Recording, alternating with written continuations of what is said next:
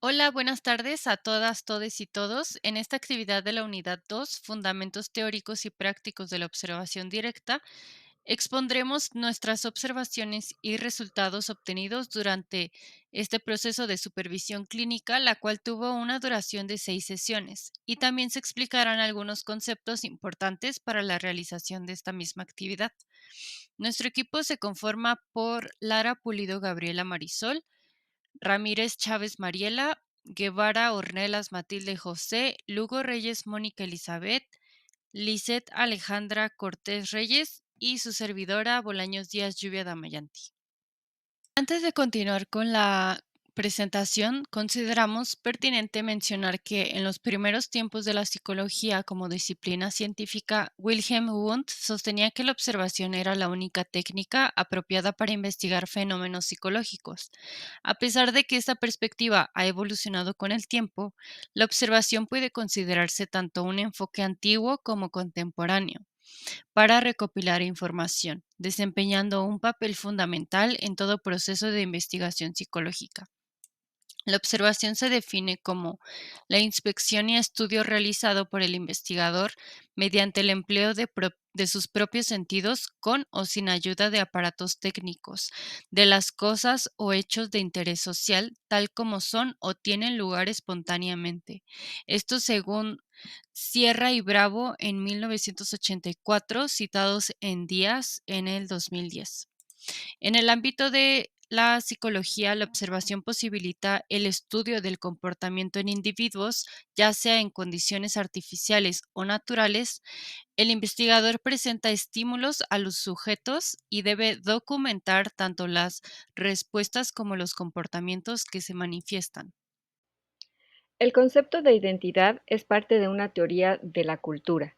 Es un elemento fundamental para la terapia sistémica multicultural, ya que en esta se busca identificar la situación de los actores sociales en sus procesos de interacción social y comprender sus experiencias en orden de género, de clase social, orientación sexual y zona geopolítica. La interseccionalidad describe cómo los sistemas interdependientes de opresión y privilegio influyen en la experiencia vivida por los individuos, las familias y las comunidades. Y el modelo de ubicación del yo se refiere al proceso terapéutico en el que el terapeuta se sitúa socialmente e incorpora la identificación de cómo la intersección de las identidades sostenidas tanto por el terapeuta como por la familia puede ser beneficiosa o limitante o ambas. El objetivo del modelo de ubicación del yo o localización de uno mismo es reconocer y abordar las formas explícitas e implícitas en que la experiencia de las identidades con su privilegio o subyugación influyen de manera significativa tanto en el proceso terapéutico como en la vida de los clientes fuera de la terapia. El procedimiento consiste en una conversación con una familia sobre similitudes y diferencias en sus identidades clave como raza, etnia, género, clase, orientación sexual y religión, y cómo pueden potencialmente influir en el proceso terapéutico. Los enfoques que abordan cuestiones de opresión como centrales para el proceso terapéutico reconocen explícitamente las relaciones de poder y privilegio entre terapeuta y cliente. Son enfoques que coinciden en que la opresión es generalizada y un problema de salud. El término yo del terapeuta podría usarse de dos maneras. En primer lugar, en referencia a la personalidad del terapeuta, incluido el legado de temas, significados y patrones de interacción culturales, opresivos y familiares que informan su ser psicológico y relacional. El término yo del terapeuta autorrevelado se refiere a que el terapeuta se utiliza a sí mismo como vehículo al revelar una reacción a algo que ocurre en la terapia o al compartir una experiencia propia que parece pertinente. En síntesis, el modelo de ubicación del yo o localización de uno mismo, propuesto por Watts-Jones 2010, está basado en tres supuestos teóricos principalmente. En primer lugar, que los terapeutas necesitan tener un cierto grado de comodidad sobre cualquier tema para poder abordarlo libremente y crear una atmósfera en la que los clientes se sientan lo suficientemente seguros como para explorarlo. Número 2, las identidades importan en el proceso de terapia, particularmente aquellas asociadas con la ventaja y el poder social arraigadas en nuestras identidades, las cuales muchas veces están implícitas y fuera de nuestra conciencia. En tercer lugar, nadie escapa a la influencia de la opresión, dado su arraigo en sistemas de pensamiento, asociaciones y valores implícitos y explícitos en prácticas institucionales y culturales. Las cuestiones de opresión siempre son relevantes hasta cierto punto en la terapia. La práctica de esta observación se basó en la aplicación del principio de interseccionalidad, el cual es una herramienta que reconoce las desigualdades sistémicas existentes a partir de diversos factores sociales, como por ejemplo el género, la clase social, la raza, la etnia, etc. Por lo tanto, los privilegios y desventajas que tiene un individuo en un momento y lugar determinados no pueden analizarse solo observando la forma aislada de los diversos elementos que conforman su identidad. Al momento de reconocer la interseccionalidad, se visibilizan las diferencias existentes entre hombres, mujeres o cualquier otro grupo de personas, y a su vez se toman en cuenta los efectos de los sistemas de discriminación como el sexismo, el racismo, el clasismo, etc. Sierra y Bravo en 1984 definen la observación como la inspección y estudio realizado por el investigador mediante el empleo de sus propios sentidos con o sin ayuda de aparatos técnicos de las cosas o hechos de interés social tal como son o tienen lugar espontáneamente. Esto es citado en Díaz en el 2010. Existen clases de observación.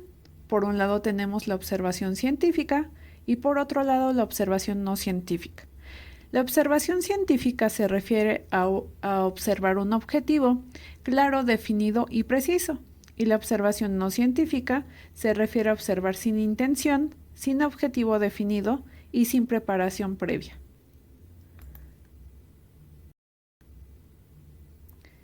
Asimismo, existen modalidades de la observación científica.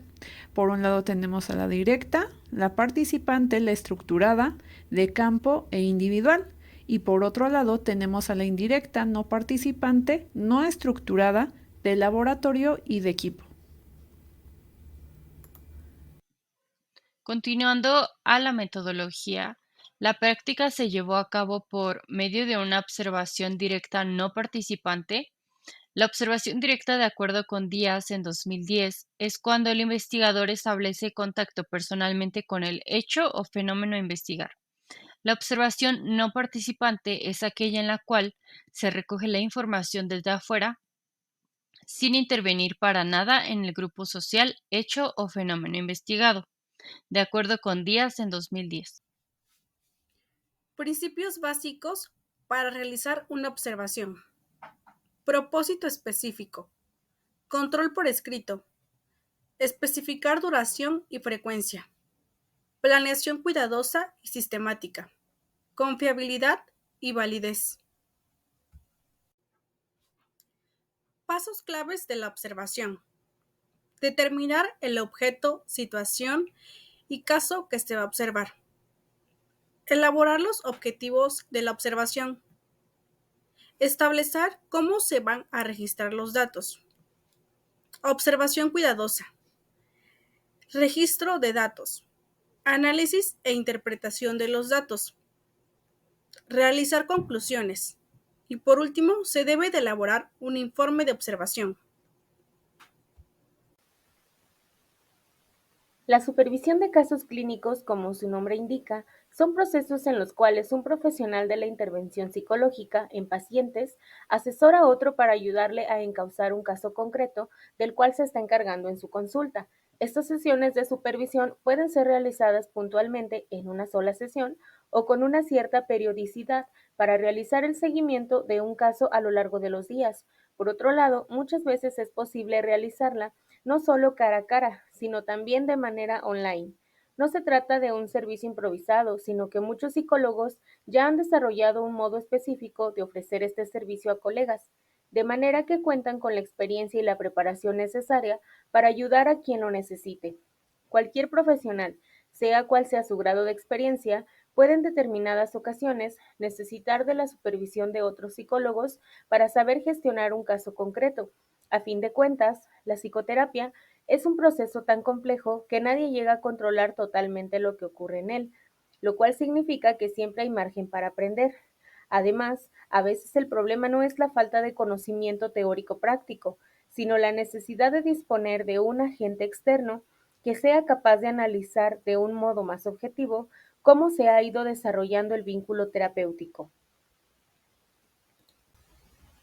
El proceso de supervisión clínica se compone por mentor, participante, entrevista de planificación, observación, entrevista de análisis, implicaciones, conclusiones y síntesis de la experiencia. Dentro del instrumento para el registro de observación estudiamos diversas variables. La primera fue la variable del abanderamiento, en la cual se concibe como el privilegio inconsciente adherido a una persona por su cultura y o proveniencia. Los indicadores que evaluamos en esta variable fue si se daba por hecho situaciones ignorando las condiciones de la otra persona, la manera en que lo hace y si es que lo hace. Esta variable se estudió en los ítems 1 y 2. La siguiente variable es la identificación del terapeuta, la cual se conceptualiza como la exposición de las condiciones de género, raza, etnia, religión, orientación sexual, etc. El indicador a calificar era si se otorgaba información al paciente sobre sí mismo para eliminar posibles afectaciones y si dicha información se otorgaba de manera de herramienta de terapia con o sin objetivo, dentro de los ítems 3 y 4. La tercera variable era la identificación del cliente, el cual se conceptualiza como la exposición de las condiciones de género, raza, etnia, religión y o orientación sexual. Aquí el indicador a checar era si se otorgaba información sobre sí mismo a petición del terapeuta o por decisión propia en el curso de la terapia, dentro de los ítems 5 y 6. Otra de las variables a observar fue la ventaja social, la cual la podemos definir como la diferencia entre los estatus de las personas en la sociedad, económico, educativo, etc. Aquí se iban a valorar si existe o no alguna actitud que demuestre otorgar valor a la ventaja de este tipo en la relación terapeuta-paciente sobre los ítems 7 y 8. También valoraríamos la ventaja de poder, la cual se puede definir como las diferencias entre los estatus de las personas en términos de géneros, de roles, etc. El aspecto que debemos observar es si existe o no alguna actitud que demuestre otorgar valor a la ventaja de este tipo en la relación terapeuta-paciente dentro de los ítems 9 y 10. La siguiente variable es la opresión. Aquí lo que checamos es si la actitud de superioridad de una persona hacia otra, en donde se imponen las primeras sobre la segunda. Lo que revisamos fue si existía o no alguna actitud que demuestre opresión en la relación terapeuta-paciente en los ítems 11 y 12. Otra de las variables fue la apertura hacia temas incómodos de mencionar, la cual la podemos concebir como la tolerancia y disposición para ahondar en temas en los cuales existe trabajo conversar, como lo es el nivel socioeconómico, la orientación sexual, religiosa. Y lo que aquí nosotros observamos fue si los temas sobre diferencias de índole interseccional se abordan o no, y de manera abierta en un ambiente de confianza o si existía alguna dificultad con esta apertura. Aquí se calificó dentro de los ítems 13 y 14. También dentro del diseño de nuestro instrumento de observación estudiamos la variable de racismo, la cual la podemos definir como la intolerancia hacia las personas de raza diferente a la propia. Esta variable la revisamos valorando si existe o no alguna actitud que demuestre racismo en cualquiera de las partes de la relación terapeuta-paciente dentro del ítem 15 y 16. Se valoró también si existía alguna diferencia de género, lo cual lo podemos definir como la intolerancia hacia las personas de género diferente, checando si existe o no alguna actitud que demuestre intolerancia a la naturaleza de género en cualquiera de las partes de la relación terapeuta-paciente, valorándose en los ítems 17 y 18. Checamos si había alguna diferencia de religión, la cual nosotros concebimos como la intolerancia hacia las personas de religiones diferentes a la propia. y valoramos si existe o no alguna actitud que demuestre intolerancia a la religión en cualquiera de las partes de la relación terapeuta-paciente. Esto en los ítems 19 y 20. Por último, valoramos si hay alguna diferencia de orientación sexual, la cual la podemos definir como la intolerancia hacia las personas de orientación sexual diferente a la propia, donde valoramos si existe o no alguna actitud que demuestre intolerancia a la orientación sexual en cualquiera de las partes de la relación terapeuta-paciente, dentro de los ítems 21 y 22. Dentro del procedimiento de esta práctica llevamos a cabo una observación directa no participante, donde estuvieron presentes el terapeuta I, coterapeuta C, paciente J y supervisor E. Se llevaron a cabo 6 sesiones, una por semana, durante los días 22 de septiembre, 29 de septiembre, 6 de octubre, 13 de octubre, 20 de octubre y 27 de octubre. Bien, a continuación hablaré sobre los resultados. De acuerdo con las observaciones realizadas, pudimos observar que el supervisor no dio por hecho situaciones por su cultura, domicilio u origen, ignorando las condiciones especiales o valor como persona del supervisado, en este caso del terapeuta.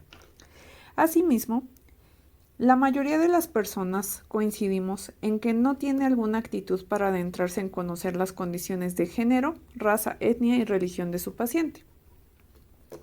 Además de que no tuvo alguna actitud para conocer de manera amable y respetuosa sobre cuál es la orientación sexual de su paciente, en este caso porque no se trató mucho del tema.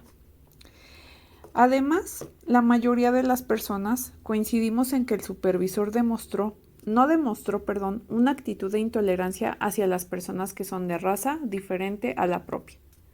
Además de que no presenta alguna actitud de intolerancia a la naturaleza de género en su relación con el supervisado, ni algún tipo de intolerancia hacia las personas que son de una religión diferente a la propia, además de que tampoco mostró intolerancia a la orientación sexual en cualquiera de las partes de su relación con el supervisado.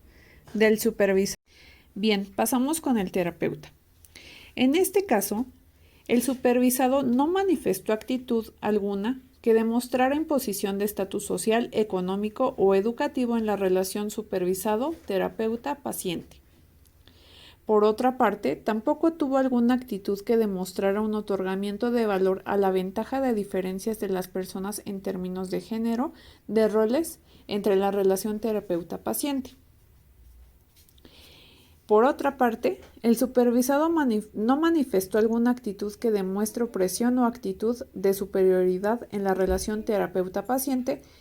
Y por último, el supervisado tampoco manifestó tolerancia y disposición para abordar temas de manera abierta, incómodas de mencionar sobre el nivel socioeconómico, orientación sexual y religión. Diferencias de las personas en términos de género, de roles en la relación paciente-terapeuta. Tampoco manifestó actitudes que permitieran opresión o actitud de inferioridad en la relación paciente-terapeuta. Tampoco manifestó actitudes de disposición para abordar temas de manera abierta, incómodos de mencionar sobre el nivel socioeconómico, orientación sexual, religión, entre otras. Tampoco demostró una actitud de intolerancia hacia las personas que son de raza diferente a la propia, ni tampoco de intolerancia hacia las personas que son de una religión diferente a la propia. Gracias.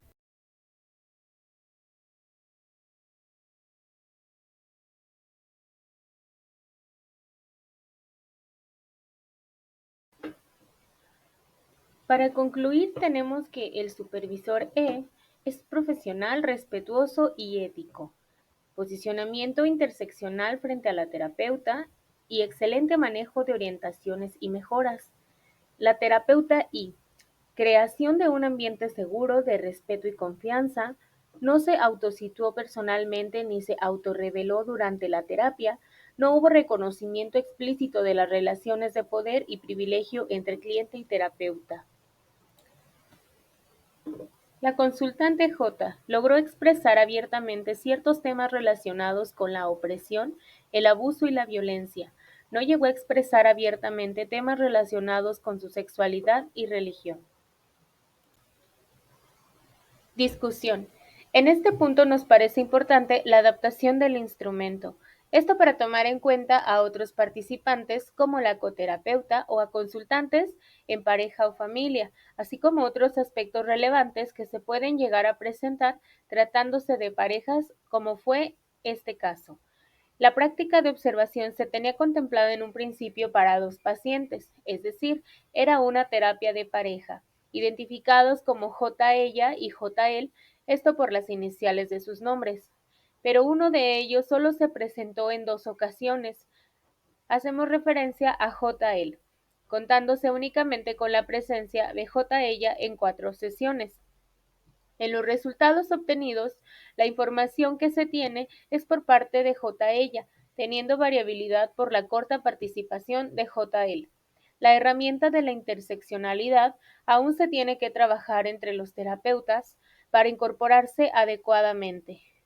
A nombre de mis compañeras y mío, nos resta decir que fue una experiencia muy enriquecedora para nosotras como estudiantes, ya que nos permitió poner en práctica los conocimientos teóricos adquiridos hasta este momento de la carrera, así como refinar las herramientas de observación, interacción e interrogatorio, mismas que serán de suma utilidad para nuestro quehacer diario en un futuro próximo.